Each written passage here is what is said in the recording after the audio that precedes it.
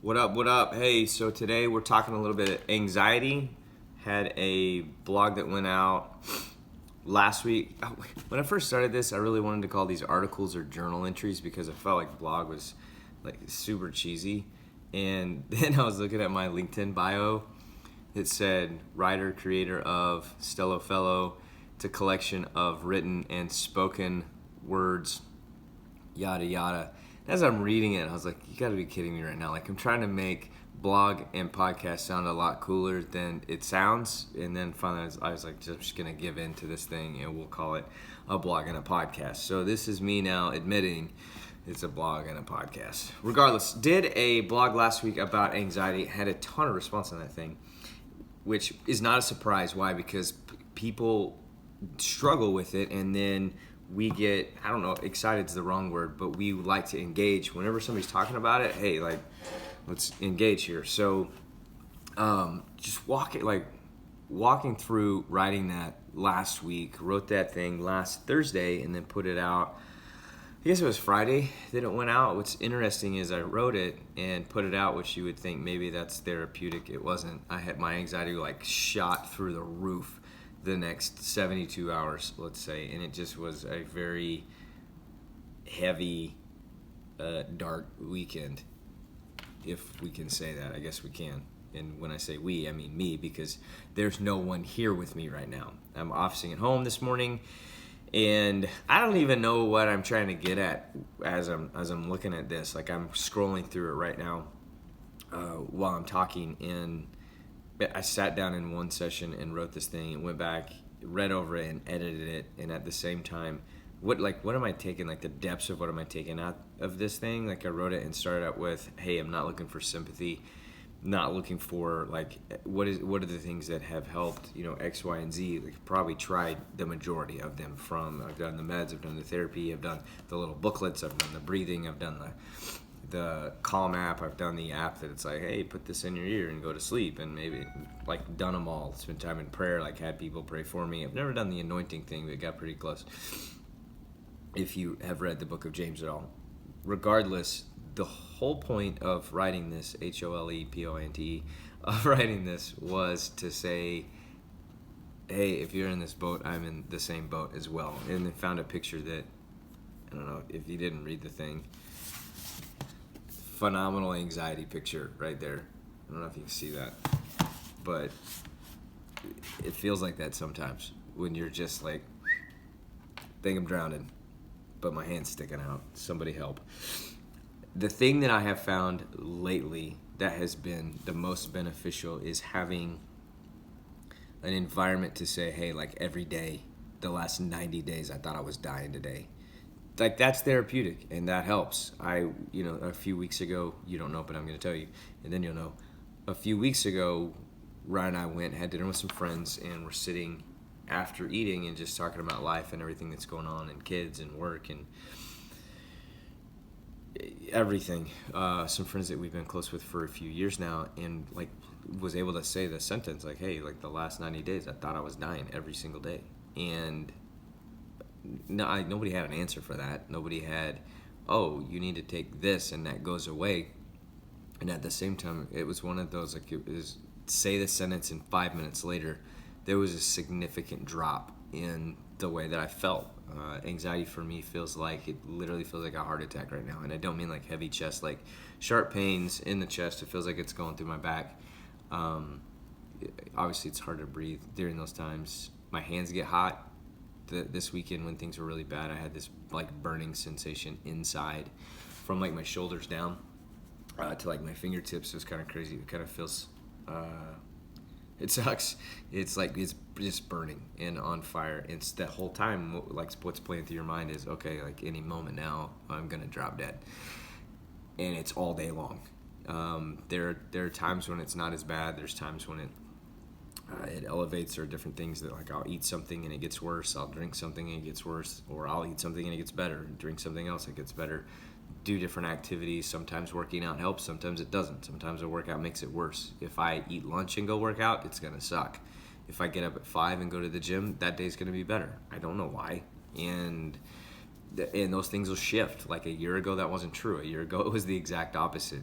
And I don't, like, I'm not a doctor, obviously, don't know how the mind works. Still, I don't even know how this crap works. It does. And I have to try to exist in the season and figure out what works during that season and do that repetitively until it doesn't work, and then find out what works next. And it's an ever moving target. It's kind of like raising a 13-year-old girl. You have no idea what you're doing. And so that day you're trying to find out what works, and then you go to the next day. And that's how anxiety works for me. I do go to a therapy, not program, I go to a therapist. It's a psycho, I don't remember what it's called. It's not psycho. It's a way to address traumatic things that have happened in your life and reprocess them to where you respond differently to those memories. And so you sit down and like go back in your mind, like, okay, I'm a little kid, I'm 8, and I'm walking through this traumatic event that then had a domino effect on how, when I'm 12, an event impacted me, and then how an event when I was 31 impacted me, and how I felt about that, and then now how I see all those things successively, and being able to go, okay, this moment or this thing when I'm 8, how do we deal with that, and get my mind to be able to remember it, not remember the memory different, or change the gravity of the situation or the level in which it affects you, but at the same time, how do I now respond to that in the moment? Like when it comes up, how do I respond? And then how does it dictate, or how does it affect the way I respond to other things in life? Because I'm sitting there last week in the therapy session, and we're going through the next issue that we're processing through. That's what you call it. You're processing. I think really cool words. So processing through the last traumatic event, or not last, but one of them. I have 3 kind of like big traumatic rocks. I may have wrote that in here. I don't remember. But going through that and then making it like the moment that I made a connection, my therapist said, hey, how did fill in the blank make you feel? It's one of those where you, like, as you're trying to pinpoint what you're dealing with, what's the most, not alarming, but the most disturbing is the word. It's distinct memory from this event or this time. So pull that out. It's, fill in the blank. I'm not going to share those things. Well, I will, but like right now we're not there. And then there's names and people involved, and it's like, how do you do that? So regardless, here's the thing that happened, which then leads to the question, well, like, how did that make you feel? Like I wasn't in control of, not in terms of like, man, I need to control the situation, but at the same time, it's like there's nothing I could do about what was being done. To which all of a sudden I made a connection to, when I was 8, that's how I felt. So then when I'm 30, okay, that makes sense. Like, why in the world am I having this response the way that I am, and I'm 30 years old? It's because this happened when I was 8, and it wasn't dealt with in a healthy way to help me mentally process to respond to the memory, or to respond to a situation that had similar elements to it, then caused fill in the blank. And so it's like, light bulb, now I get it. Those things are like, those are therapeutic. That's why they call it therapy. And so I go to that. Does it fix the problem? No. I went on Thursday, and then Friday things sucked. Like the bottom fell out, the whole dang thing. And that's what happens. Like, it's a roller coaster of things are working, things are getting better. When I have a schedule, a regimen, then I go through that, and that helps to make everything subside, and it holds things at a lower level in terms of anxiety. It's every day, but the levels are lower when I'm able to get up. I go to the gym, I come home, get the kids ready, take them to school, go through that routine, sit down from there, spend some time reading my Bible, journaling, praying, mapping out the day. Here are the things that are going to happen. Go from there, begin to work, and start through, okay, these 2 hours of a time block I'm doing fill in the blank.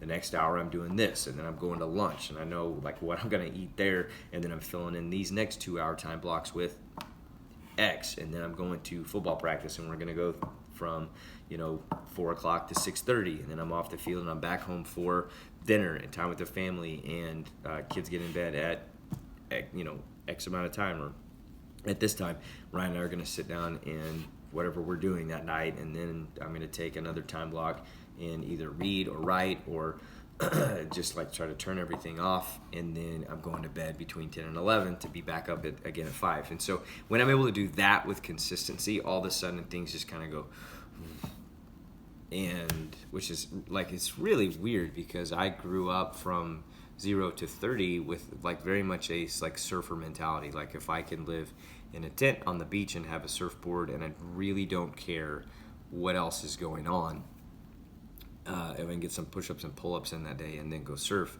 phenomenal. But that's a much different mentality of, okay, I'm sitting down on a regular basis, making sure the regiment is tight and is functioning. That's a really strong shift for me. That's complete going the other direction. But at the same time, it's like, oh, we had to figure out what would work to make things calm down with consistency so that I could function like a human.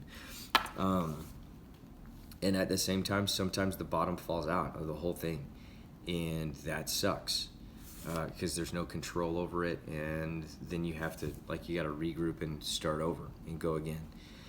Sometimes that's like every day. Sometimes it's once a week. Sometimes it's every month. Sometimes it's it's 3 months, and then crash, and here we go again. And like, what's causing it? What different things cause it? And that's what part of the therapy is helping, is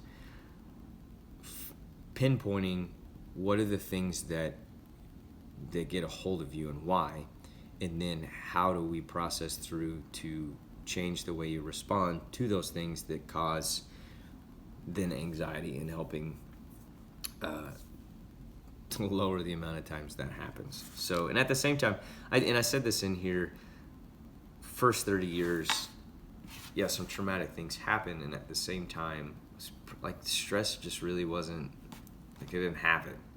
And then all of a sudden things changed at work, and all of a sudden I had a lot of stress and I didn't know what to do with it.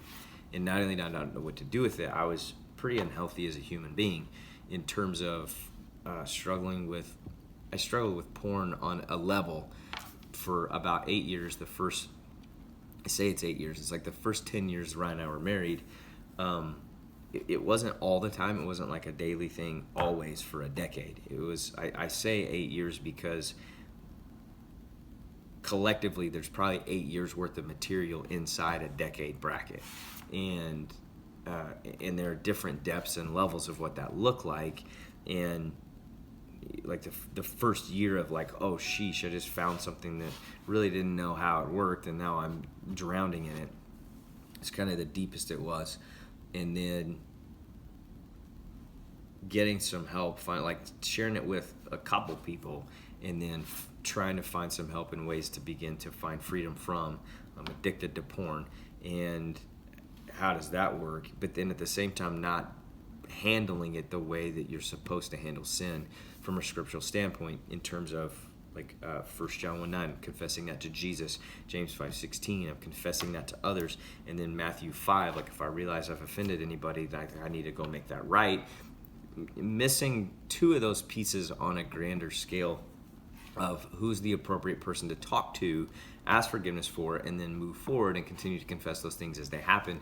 And not only that, understanding the art of confession and this idea of living in the light. That's a concept that's communicated in 1 John.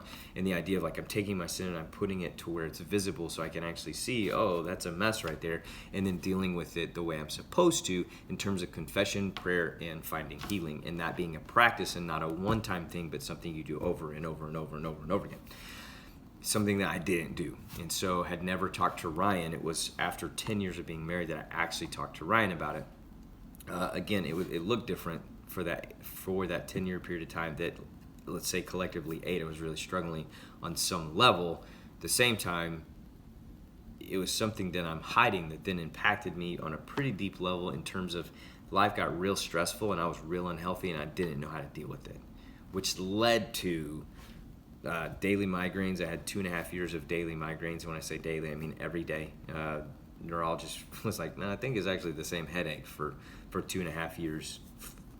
We finally got the right kind of meds to knock that out, changed some diet things, and did some stuff over then the next 4 years that really knocked that stuff down. It's like I haven't had a migraine in a while. Sometimes I get a bad headache, but some Advil typically takes care of that, and not a big deal. Not having to take meds like I was in order to do that. At the same time, those were stress-induced things. That stress then led to a rise in blood pressure, which is like, are you kidding me right now? Like people that work out with consistency and eat healthy should not have that issue. And at the same time, if you've got stress that you can't deal with, it happens, and that's what happened. And so then we're there, then we're trying to figure out, okay, like what medicines do we take for that? How does that work? And then how does it affect then the headaches? And then how does it affect, oh crap, now I have anxiety all of a sudden. And like my first anxiety attack ever was, I was in Austin, and we were like a legit, like, okay, this is an anxiety attack. We were in Austin at a hotel with some friends, and we were there for the weekend because we were moving there, and we were looking for a house. And one night it's just like I completely lose it, and like call the paramedics, the whole nine. The second time I'm driving from the Dallas area. We lived in Roanoke at the time, driving from Roanoke to Austin, and I hit Waco, and wham, like I think I'm gonna pass out while I'm driving for no reason. And all of a sudden that then creates the momentum for every time I drive from Dallas to Waco or to Austin, I'm driving into Waco, I'm now anxious about the same thing, and it typically happens. And so if you've spent any time with me around, so like coaching, like we go to Waco and sometimes to Austin for different for meets, for games, things like that. I don't drive those events anymore. Like I have somebody that drives my Jeep, and I ride in it because it's what happens. Again, it sucks. And so one area where my anxiety would show up a lot was driving, and then that still happens some, not nearly as much right now. It doesn't mean it won't happen again, but it just manifesting in a really interesting way. I mean, when I was 16 years old, I was stoked about driving, and I loved to drive. And even when I went to college, like the road trip from Amarillo to Dallas was not a daunting thing. It was fun. Like I'd roll the windows down, turn the music up, and it was a blast. And I'd drive alone. That was I am an extroverted introvert, which means I have a switch, and you can't be a youth pastor and not be able to be around crowds and be the life of the party and engage and meet new people and all that kind of junk. I have a switch. I had to learn how to do that and do it well, and do it to where people are like, wait, you're an introvert? It's like, yes, I actually can't stand people. Not true. I love people, and at the same time, crowds will drain me like crazy. And like a church day, by noon, I'm tapped. Like I want to go home and shut the doors, and I don't want to see people. And at the same time, that was like part of what we did. And so same with like owning a business. Like there are like you got to go to events. You got like people everywhere. You've got the whole like people have dressed up. There's money involved, and you're networking and dealing with different companies, different brands, different startup companies, different events, different fill in the blank.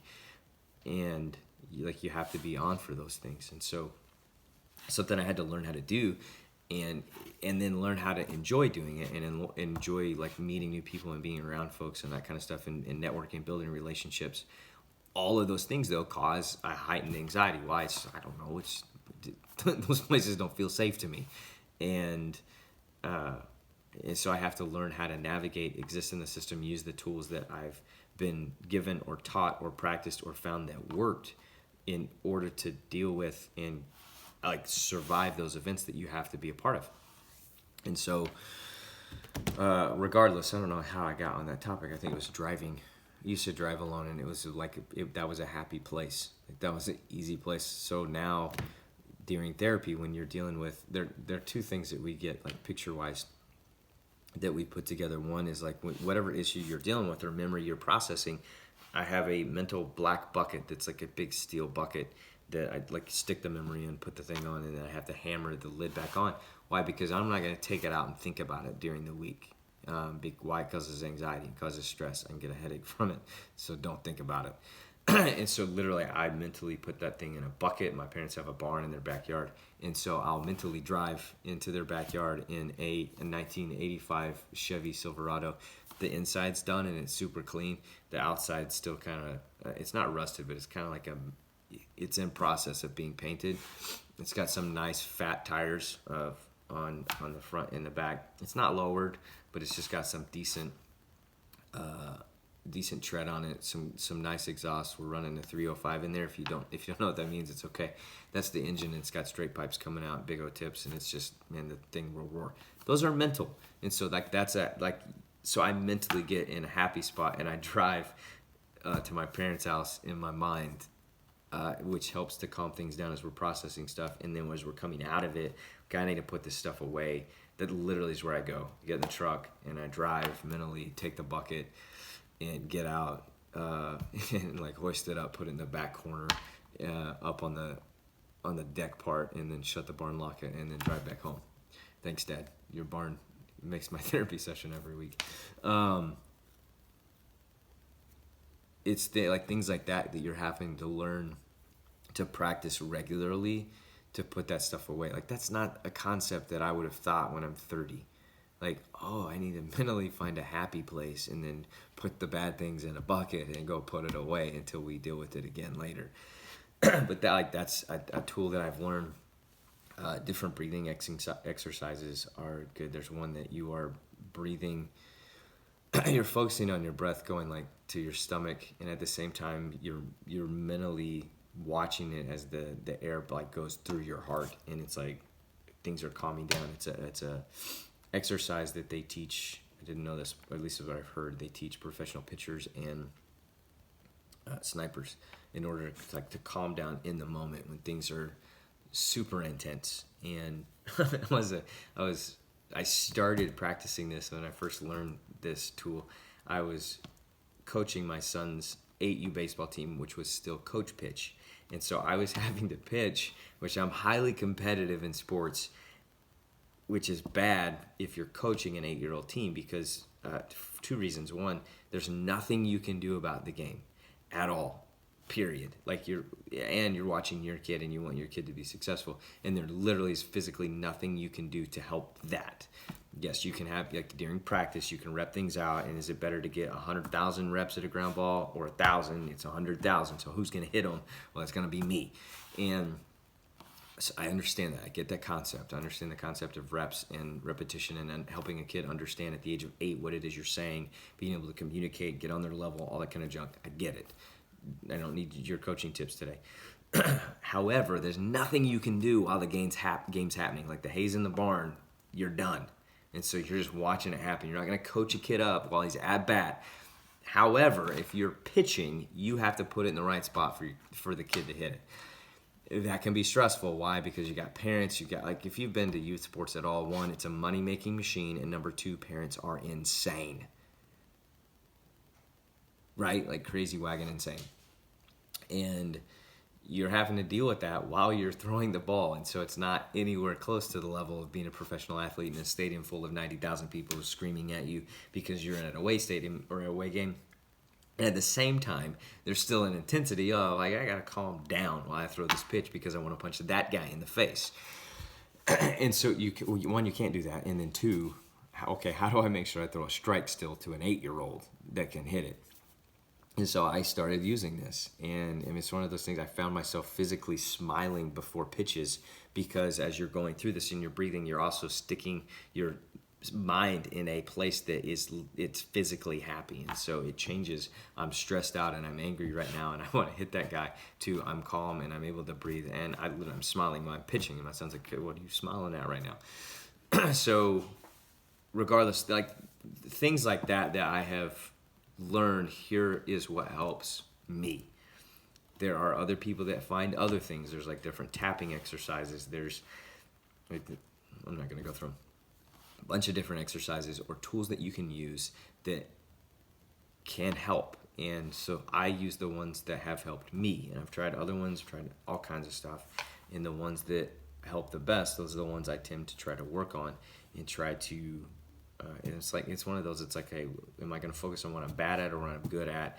Let's take your giftings and let's work on those. Let's bank off of what you're good at, not what you suck at. Is how I've approached that. And at the same time, sometimes that doesn't work, and so you need another one. And so making sure that you have a practice of, here are the different things that I use. Like there's a grounding exercise, I use it quite a bit. There's a breathing exercise, I use it quite a bit. There's just the sitting down in the process of the scheduling.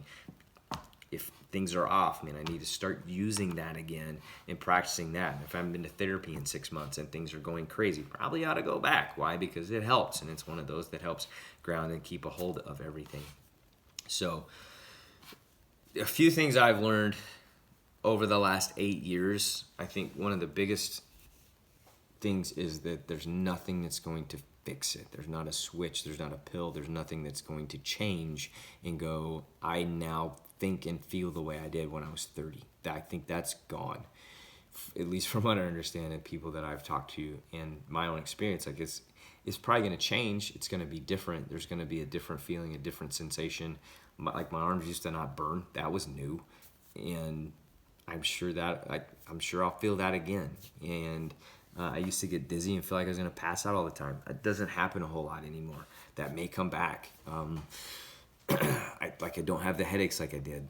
That may come back. I'm not sure. And so there's all kinds of different sensations that have come and gone and come back, returned, left. They feel like it's all over the map. Anxiety is a monster that I don't think it ever goes away. But you learn how to fight the thing on a daily basis, and then you do that. And then tomorrow you do it again, and then tomorrow you do it again. It's kind of like, I wrote a workout blog that I'm doing a series of, and just sharing, here's what my week looks like right now. And like, here's a snapshot of the diet. Here's a shot of the workouts. Take them, use them if you want them. Share anything you've learned. Great. Being a part of the conversation. But here is what's key.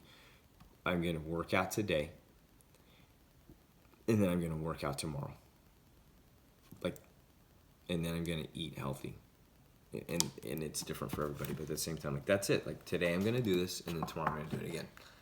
It's the same thing with anxiety. Today I'm going to get up and I'm going to fight through what happens and use the tools that I have and deal with that day. And tomorrow I'm going to do it again. And tomorrow will be the same thing. I'll wake up and I'll go, okay, today I'm going to deal with this, and I'm going to use the tools I have, and I'm going to deal with how today feels and what's going on, and still be a dad and a father and it's the same thing. A dad and a husband and a son and a friend and an employee and a fill in the blank. I'm going to do all those things that have to be done, and I'm going to use what I have to use in order to deal with what it feels like. And tomorrow I'm going to do the same thing. And the same thing will happen that day. So today I'm going to do this, and tomorrow I'm going to get up and I'm going to do it again. And that's it. Like, there's the existence. That's what you're going through, and adjusting and finding what works and finding what doesn't work, and changing when things change and try something different. And when you're frustrated, great, get frustrated. When you're pissed, be pissed about it. When it sucks, it sucks. When you have somebody you can talk to, then talk to them. When you have somebody that can relate, I had so many people respond. Again, I assumed that I was going to have response. At the same time, I had people that I didn't expect responses from some of the people that I got them from. And one, thank you for reaching out and sharing the things that you did. And it was all kinds of different things that we were talking about and sharing, and different perspectives. And at the same time, it was all encouraging, and it was all like, wow, man, I that's not what I expected. And so, one, like I said, thank you. And if you're just not experiencing these things, if you have in the past, if you have for years, you know better than I do. Like, it's today's a day, and tomorrow will be a day, and you got to keep going. So I don't know if that's encouraging or not. So regardless, I hope today is good for you. If you do experience those things, praying that today is a good day and not a bad day. And if today is a bad day, that Jesus is is the provider for you, and the one that you go, hey, I'm holding on to this. Because my favorite part about what I shared in this whole thing was at the end, the scriptures are not clear as to why Jesus does or doesn't bring healing now for some of us, but they are clear about the fact that Jesus cares, and they're clear that one day everyone who called on Jesus' name to save them, Romans 10:13, means that we'll be living fully free forever with him, and that lasts forever. And that is enough to get through today. Knowing that, like, is there hope? Yeah, absolutely. Is there healing coming? You better believe it. Is there going to be freedom from this? Heck yes, there is. And that's going to be amazing. And if it's today, even better. But if it's not until tomorrow or the next day, then that hope we have is enough for today. And that Hebrews 12, like, man, it's coming. And those who have gone before you are experiencing that peace and rest, and they're watching and cheering you on because heaven's enough. And that's enough to sustain us for today. So have a great day. God loves you. I always like to say that regardless, Jesus and your mother will always love you, which is a true statement. It's funny, but it's incredibly true. So, Mom, love you. Dad, love you too.